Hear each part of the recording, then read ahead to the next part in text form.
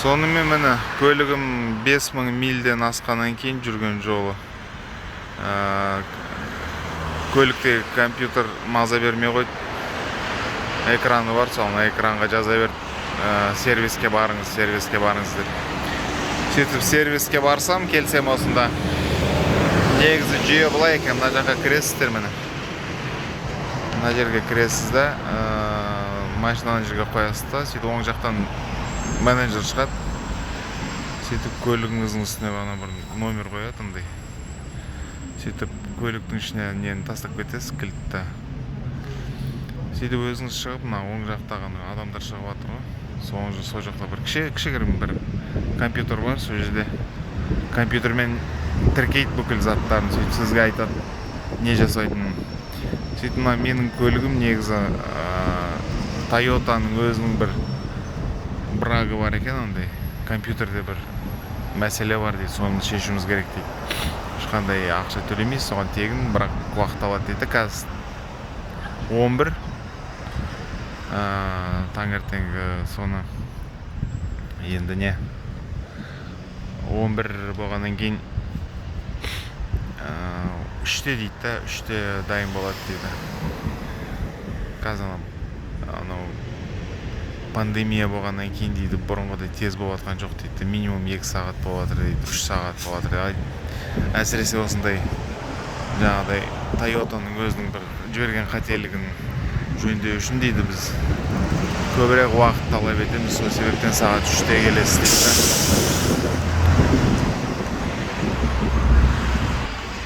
Енді 3-те болсын енді, бірақ менің үйім не 40 минут жолда трассамен 60 километр деп ғой, жерден 50 ма сондай 60 шақырым жер.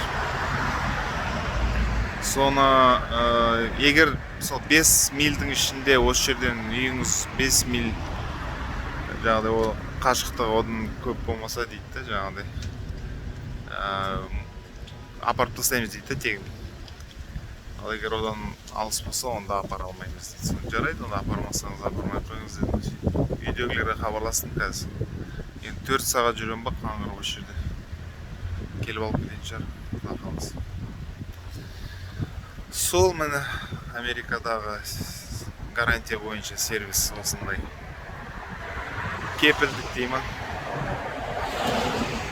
Техникалық кепілдік. Техническая гарантия. Сол мына тұрақтар ғой. Өстіп көліктерді кезегімен алып кетеді. Мен көлігімді білмеймін қайда алып кеткенім. Бұлай кетіп қалып, тіке жүрді, оңға кетіп қалып бір жақ. Сол. Бұл Санта-Моника дейтін қала, теңізге, мұхитқа жақын. Осы жерден бір 15 минут жол шығар. Білмеймін, 15 минуттан артық болмайды, одан аз шығар, 10 минут шығар, кім біледі. Бірақ мына жер рахат, салқын. Сөйтіп Toyota Санта-Моника дейтін не ғой, салон. Осы жерден алғам көлігімді. Қазір сыртынан көрсетем. Мінеке Toyota деп жазылып осы жерде. Бірнеше ғимараттар бар.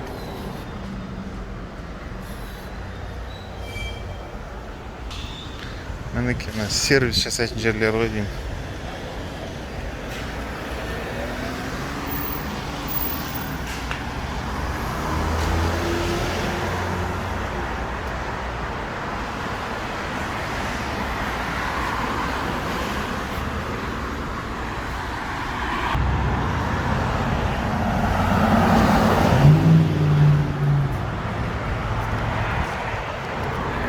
Даунтаун Санта-Моника деп жазып қойып столба.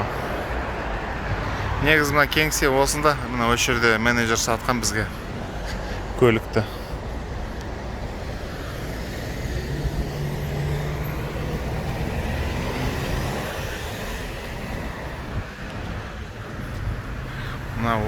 Анауда олардың несі жерлер ар жақта, жолдың ар жағында оларда жұмыс жасайды сол жерде.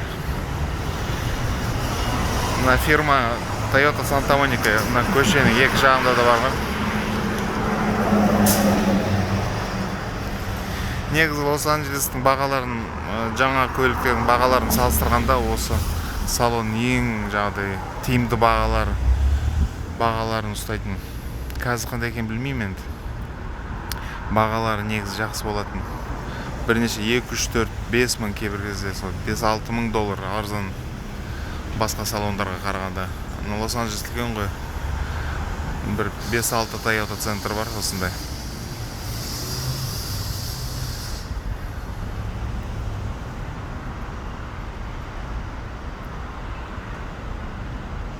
Ең су жаңа көлік алсаңыз Toyota Santa Monica'дан көріңіз маған.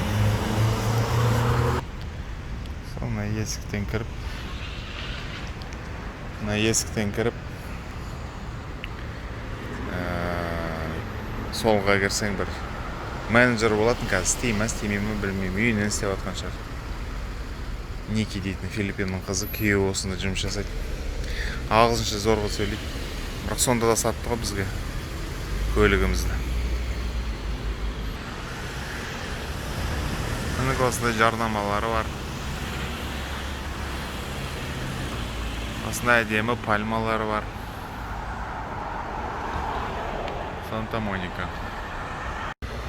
Сол Санта-Моника Toyota центрдегі жаңағыдай сатылып жатқан көліктер, мына көрсеңіз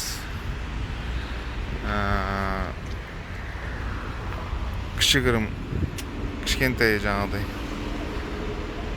моторы күшті емес машиналар көбінесе. Енді әрбір мемлекетте сондай ғой. Өйткені мынандай джиптер қымбат болады ғой. Оған сұраныс көп болмайды.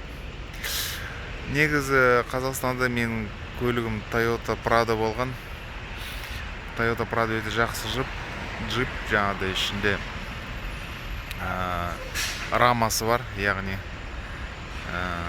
майспайт машина, мысалы үшін қисық қыңыр жолмен жүретін болсам, жаңағыдай майспайт асты рамасы бар дейді.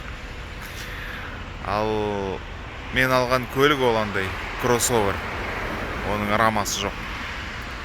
Соның енді амал жоқ, практика Америкада сатылмайды. Сөйтіп мына көлікті қарағам, осыны алам ба деп. Бұл Toyota 4Runner, 4Runner деп жазылып тұрады. Жаңағыдай рамасы бар джип. Бірақ сондай сүйкімсіз де, түрі де сүйкімсіз жаңағыдай. Ішіне мінсеңіз де бір түрлі тарма жаңағы. Мен көргем, тағы да мен алған көлігімнен бір $4-5 мың қымбаттау болатын бағасы. Сөйтіп осы көліктің ішіне отырып едік, ешбір ұнамады. Бізде артқы отыратын жер бір тұтас қой, мыналарда алдыңғы отыратын жер сияқты екі ғана адам отыратын орын бар да артында, соның captain seat дейді, яғни капитан орындығы деп. Яғни алдында екі бөлек орындық қой, артында да сонда екі бөлек орындық қойып қойыпты, екі адам отыратын. Не үшін керек екенін түсінбедім оларда. Сондай не екен, талғамдары сондай ма? Бізге ұнамады, сонымен басқа көлік алдық қой. Ішіне 8 адам сияды менің көлігіммен, мысалы мынаған 4 адам сияды да сонда. Алғым келмейді. Ал мына басқа көліктер мынандай кішкентай, моторлары мықты емес. 1,5, 1,8, 2 литр. Енді әрбір мемлекетте сондай ғой.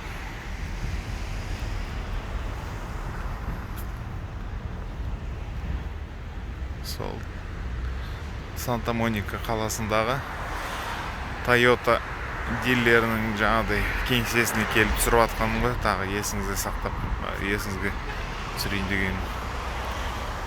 Тағы сол Санта-Моника қаласындағы Toyota дилерінің кеңсесі мен қоймасы ғой мына. Соны айта қояйын сізге, тағы есіңізден шықпасын қайда жүргенімізді. Сол анау да негізі олардың кеңсесі, келесі екінші кеңсесі. Онан да сол кеңсенің тұрған жері жаңағыдай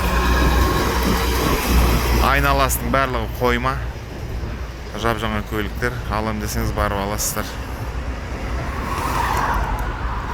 Көлігімді Toyota Santa Monica дилерлеріне сервиске алып келдім. Көлігімді сол сағат 11-де алып келіп едім, сағат 3-де алып кетесін деп еді. Соны үйден бір көлік жіберіп мен алып кетіңдер десем, 45 минут жол, бері қарай, ары қарай тағы 45 минут жол. Сөйтіп олар 1 сағат кешігіп шықпақшы болды. Сөйтіп есептесек, үйге барып 1 сағат отырамын да қайтып шығып кету керек болды. Сөйтіп ондай ары бері жүрудің қажеті жоқ дедім де, сөйтіп осында жүре тұрам дедім. Сөйтсем, анау Toyota Santa Monica'дан мына жерге дейін, мына мұхитқа дейін 20 минут жол екен, жаяу. Соны келіп сіздер үшін түсіріп жатырмын енді. Бұл Santa Monica Beach дейтін жағалау,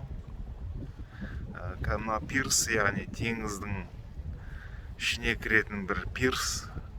Пирс не екен білесіздер ғой? Бетоннан жасалынған бір жол. Соның үстінде дүкендер бар, кафелер бар. Соны қазір жол жөнекей көрсетемін сіздерге. Сол, мына адамдар жүр. Қадырап.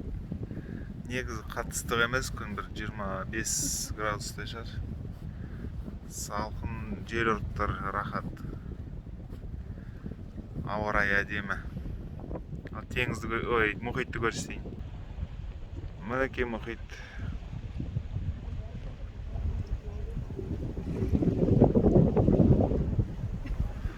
Қазір жағалауын бәрін көрсетем, құда қаласа. Мына пирстің ең төменгі жері мына. Ана жерде тұр, балық аулауға болатын біреулер, балық аулап жатыр.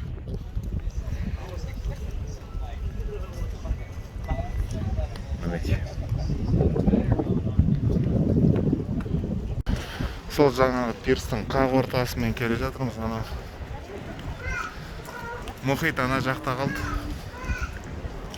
Енді пирстің қақ ортасымен келе жатырмыз. Мына жақта, жан жақта. Мына жақта мұхит, мына жақта мұхит жағалау.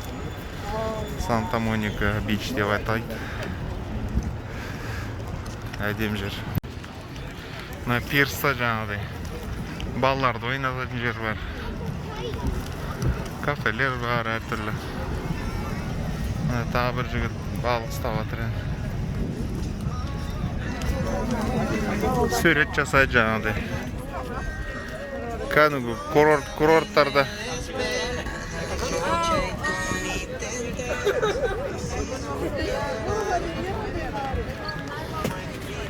Курорттарда жасайды жаңағыдай.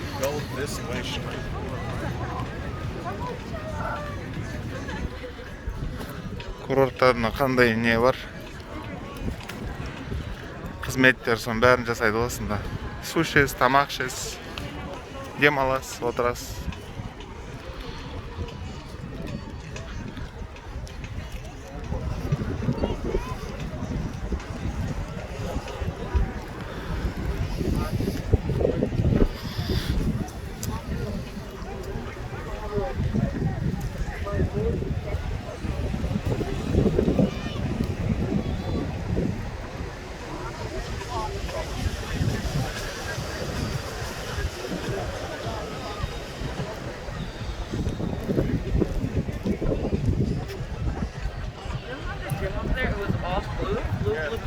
Yeah, they do that. It's now blue, yellow, blue. Yeah, they do that.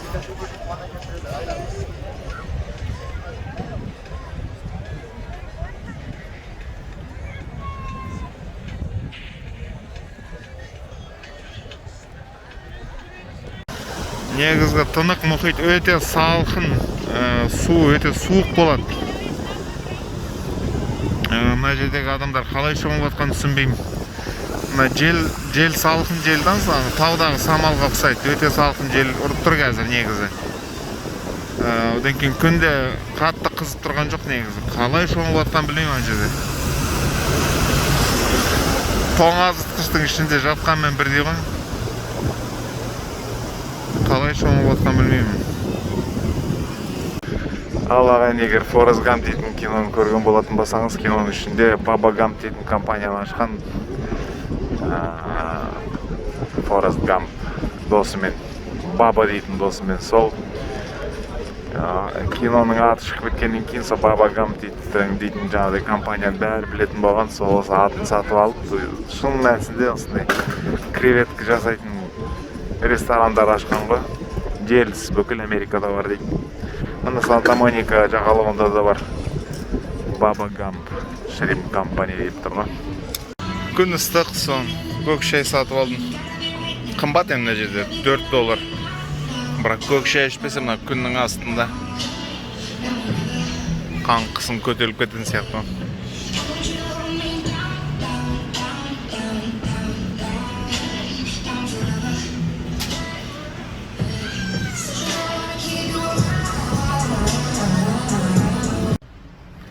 Мінеки Санта-Моника жағалауынан қайтып бара жатыр. Мына көше тура сол мұхитқа тіреледі.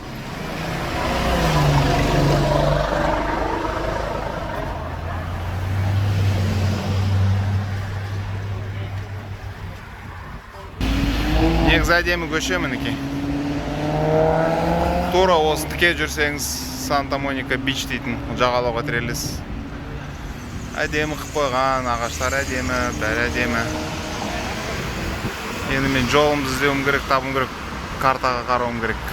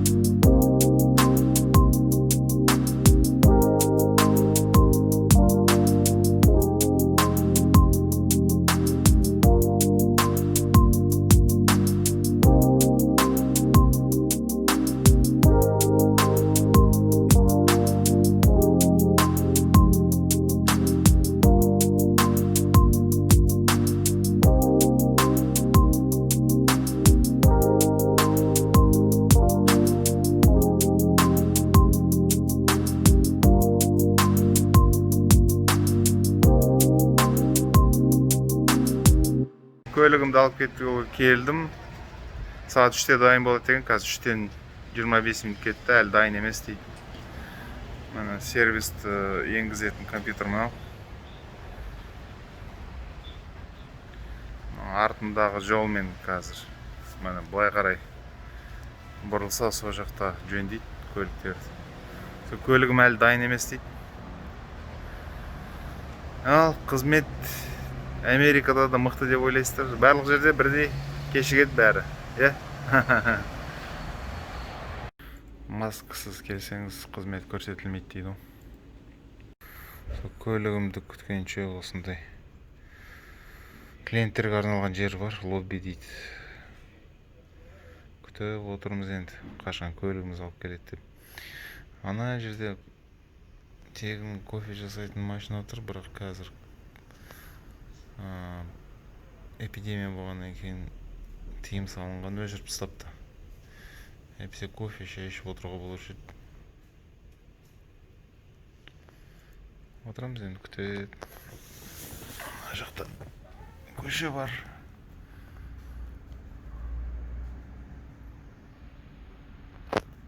Ал ағайын, Америкада жігіт арнасында қалдыңыздар. Аман сау болыңыздар.